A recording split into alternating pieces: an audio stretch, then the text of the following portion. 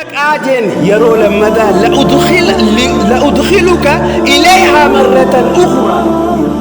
رمضان أنا خيسة سينك.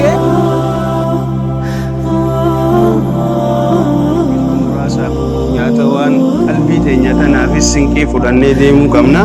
Bismillah, alhamdulillah, wassalatu wassalamu ala rasulillahi sallallahu alayhi wa sallam.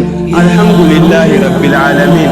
Rabbi subhanahu wa ta'ala tolee isaatiin qananii isaatiin baatii ramadaanaa nu eegee baatii ramadaanaa irraa halkan kurnan dabarsine arraan tana kurnan jidduu kurnan walakkaa halkan kudha lammaffaa seennee jirra. Alhamdulillahi rabbil alamin.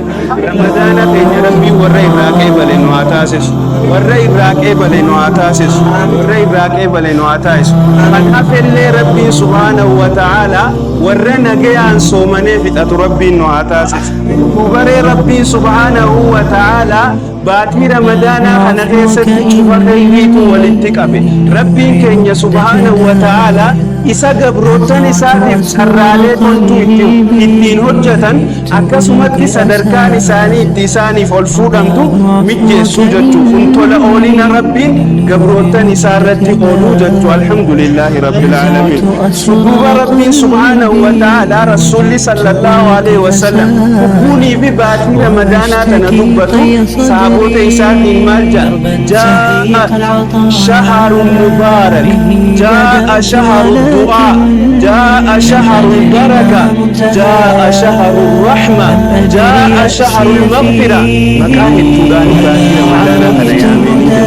أنا جدت الله وفي رحمة ربي أسخيست ربي سبحانه وتعالى يروح أن يدوني بقديمني في سلالة. أطلق الله عز وجل على نفسه صفتي الرحمن الرحيم. مقام بريدة خناني ربي سبحانه وتعالى في إساء فارسة في إساء مقاسمان الرحمن الرحيم. أنا جدت باتي رمضان باتي رمضان باتي رمضان باتي رحمتات حريقو باتي رمضان في رحمة جدو جدو لا لوخن ربي نمو إساء كبروتن إساء يروهمت جرينيا الدنيا خلقتس تيه جرينيا اتعانوتي رحمة إساء بورو. أنا جدت الرحمن isa gabroottan isaa kaafiraas ta'ee muslimaas hunda isaanuutu jireenya duniyaa kanarratti tola isaa isaan irratti oolee isaan qananiisee jiraachisu. Arrahiimu rahmata isaa kopha bahaa ta'e guyyaa qiyaamaa san gabroottan isaa warreen addunyaa tanarra carraaqqataniif toltuu hojjetaniif ajaja rabbii isaanii godhaniif akhiraa sanitti rahmata guddaa ta'e rahmata bal'aa ta'e isaan qananiisuu jechuu rabbiin subhaanahu wa ta'ala.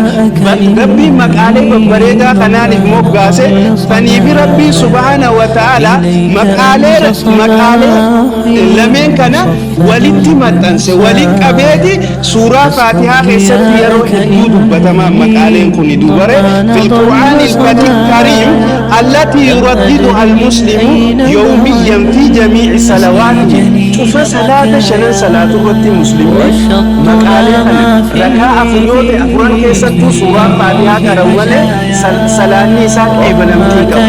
Suuraan faatihaa tuni maali jennaan cufa maaluu rabbiif keessatti qabdi. Allah subhanahu wa ta'ala bismillahir rahmanir rahim maali ana rabbi jeffat wa qasaqalat maqaa isaatiin ar-rahmanir rahim itti ربي سبحانه وتعالى قد بين قبل الحمد لله رب العالمين. أثنى ربي سبحانه وتعالى أثنى الله على نفسه في سارة فاروق الثلاث ربي سبحانه وتعالى.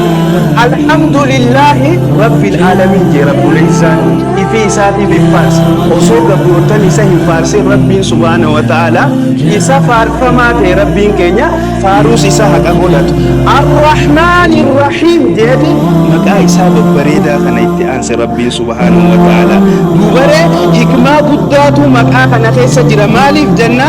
ربما كانت الحكمة من ذلك هي التذكير دائما برحمة الله.